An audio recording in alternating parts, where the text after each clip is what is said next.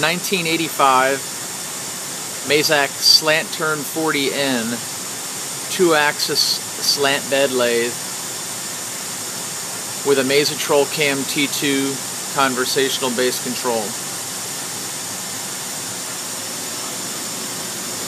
This machine comes with a chip conveyor, a fair amount of tool holders and chuck jaws for the 15-inch 3-jaw hydraulic chuck, manuals. These are some of the covers that were removed in the course of shipping the machine.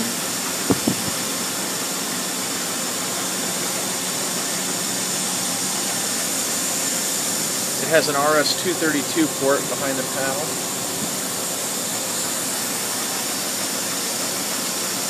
The control seems fairly clear with its readability, and the keypad seems relatively new. It seems to have been replaced over the years sometime fairly recently.